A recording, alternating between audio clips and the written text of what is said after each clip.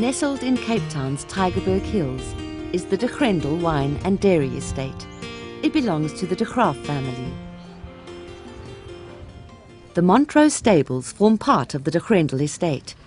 It is here that a private initiative called Montrose Equine Assisted Solutions has been launched, using horses to assist with therapy for disadvantaged and disabled youth. Equine assisted therapy has been offered internationally for about 10 years, but more recently in this country, and is fast becoming a world phenomenon.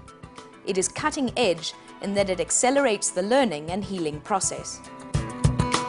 Because they are prey animals, they have a 4-kilometer radius from their muzzle out and from the dock of their tail out and all the way around them, picking up and sensing danger and predators.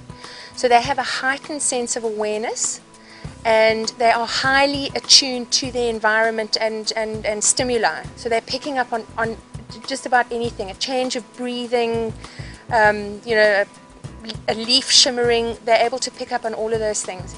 Human beings in their communication are 7% verbal, and they put all their energy into that 7%. And 93% is non-verbal, of which horses read non-verbal, so they read 100% of our 93%. When a person comes in and says one thing, but the body language is saying another thing, the horse is actually picking up on the truth in terms of what they're actually meaning through the body language, which helps us then to ask the right questions. So that's why it's such an accelerated process, because it cuts through all the talk and the masks and the veils. The Youth at Risk program is something that has never been offered to people, particularly those who cannot afford conventional therapy and interventions. Most of these children live in shelters, and many of them have been addicted to drugs or are victims of abuse. It's absolutely critical that the children that we work with are in residential programs. So it's part of a holistic approach to youth at risk.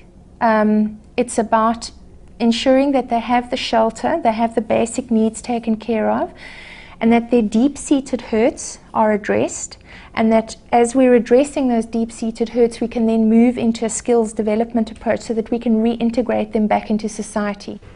My mother and my granny passed away. My father, I don't know where he's loved now, but he's also living on the street, but I don't know where. I started to walk on the streets, selling myself, but after that 5 years, I think after my last child, I leave all things.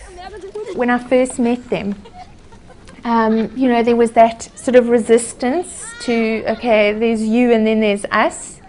And within about 10 minutes, we suddenly realized, we're people. Let's just get together and let's just be with the horses. And horses took over. They were showing their love to us, and they was feeling we also love them, and when you got problems, they make all problems out of you and they play with you. We have a lot of fun.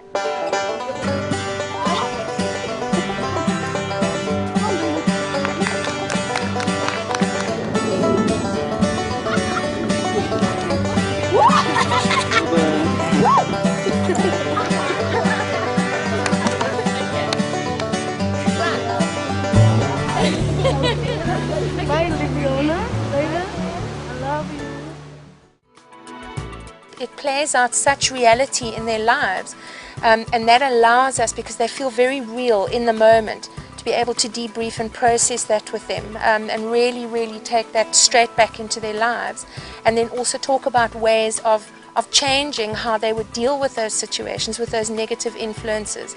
And then we would very typically process that again the next time we see them.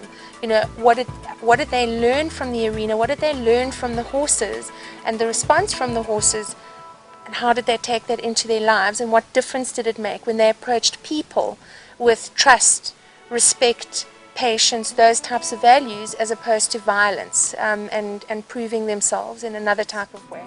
Some of the activities we'd look at or would use with the youth groups are things that concentrate a lot on communication, leadership, time management, problem-solving skills, creative thinking, and there are many activities that we can do for them.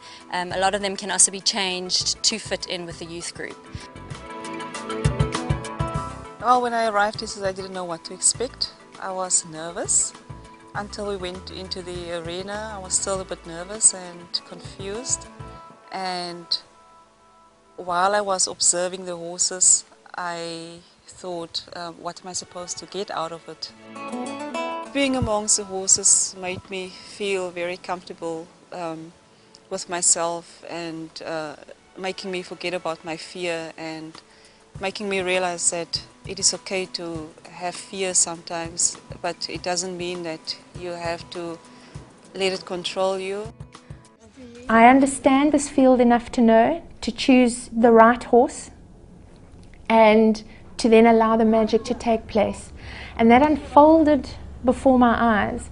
And as it did, and as I watched those children, I watched the freneticness when they arrived to the quiet focus after about 15 minutes of being with the horse and starting to groom and feed her and eventually lead her, which I never had the expectation that that would happen with their physical disabilities. I was so blown away. What we can do from a disadvantaged and disabled perspective is just make sure that the facility is available and open to anybody that needs it when they need it. The Montrose Foundation is non-profit and depends entirely on funds raised. Any donation or help that the public might be able to afford could change the outcome of a child's life. Confidence and understanding, trust and communication skills are a few of the attributes that help these children cope with their circumstances and change their lives for the better. L'Ormarins recognizes the importance of such an establishment and the phenomenal work it does, particularly in its capacity as a foundation in helping the youth at risk. The EAT program has successfully rehabilitated young individuals who have found themselves in dark and helpless circumstances. The youth of today are the leaders of tomorrow, and as an industry, it is our responsibility to play a part in creating a better future for so many people in need.